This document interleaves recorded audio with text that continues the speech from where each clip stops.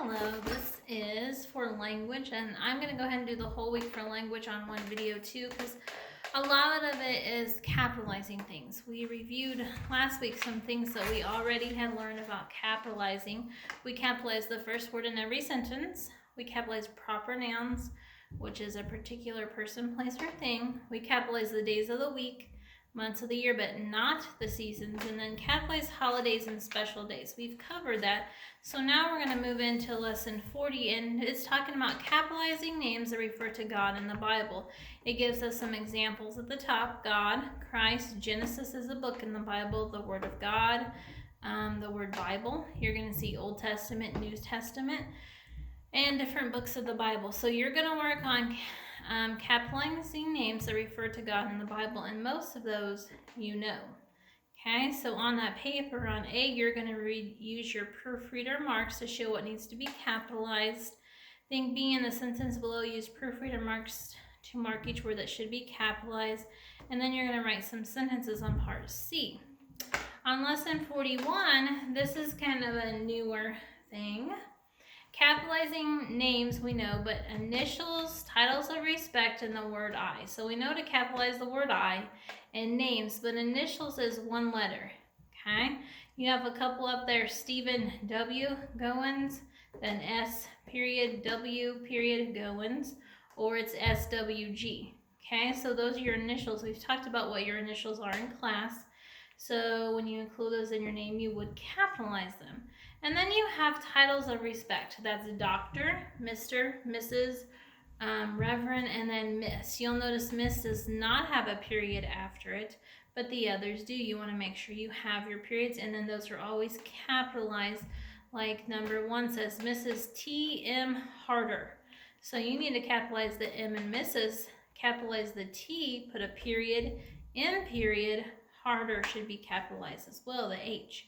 Okay, so watch out for those, the initials, because they have a period after each one of them. Then your paper reviews common nouns, which is any person, place, or thing. But a proper noun starts with a capital letter, and it's a particular person, place, or thing. On this part, you can look for your capital letters and know, well, that's a plural noun here. Okay, on lesson 42, it says capitalize the first word, the last word, and every important word in the titles of books, stories, poems, and songs.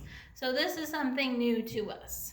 Okay, my new songbook is the name of a book. I'm sorry. So you'll notice it's underlined. Hansel and Gretel have quotes that tells us it's a story, but they're capitalized. You'll notice and is not capitalized. It's not important in that sentence.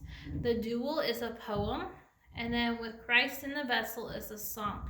You'll notice in and the with Christ in the Vessel are not capitalized, but the and duel is, because the is the first word.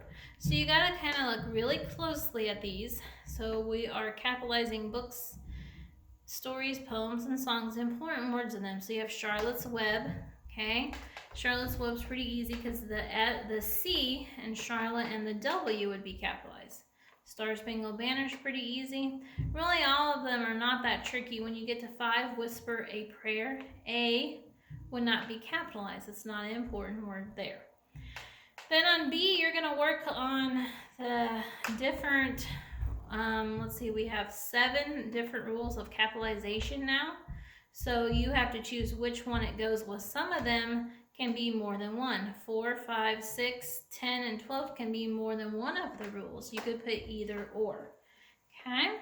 And then on lesson 43, it's a review day. You're going to use proofreader marks to mark letters that should be capitalized and insert punctuation. So you know the first word in the sentence has to be capitalized, but now you got to look for more.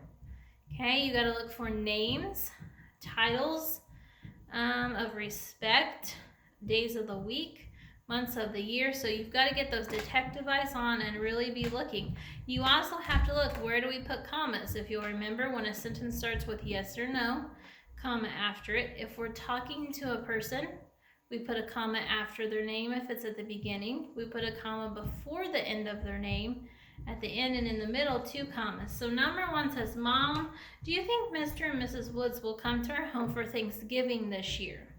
So first of all, it's saying mom. You're talking to someone. Mom, comma, do you think Mr. and Mrs. Woods? You don't need commas around them because we're not talking to them. We're talking to mom about them. So remember that. That will be on your test.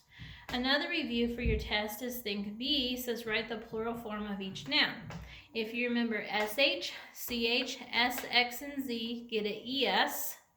And then you have, if your word ends in a consonant and a Y, you change the Y to an I and add ES. Some words don't change. For example, number 7, sheep, will just be sheep.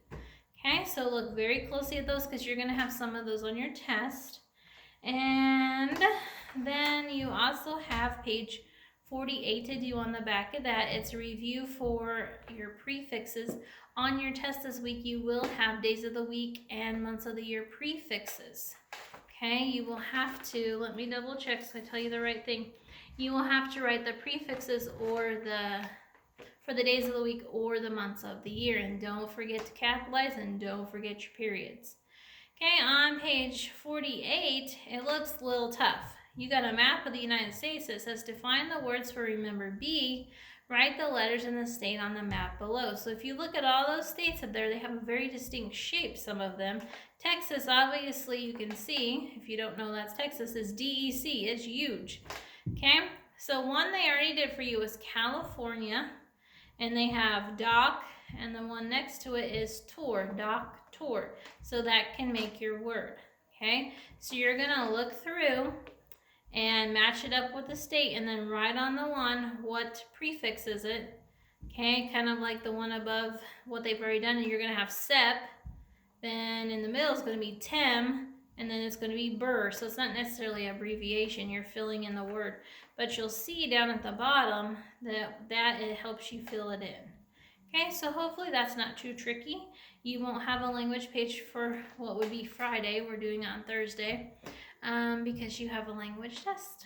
All right, that is language for the week. I know that was kind of a quick thing. You've got to really focus on paying attention to what we have to capitalize now. That's probably one of the hardest things, proofreading and paying attention to that. All right, I hope you have a great week of language.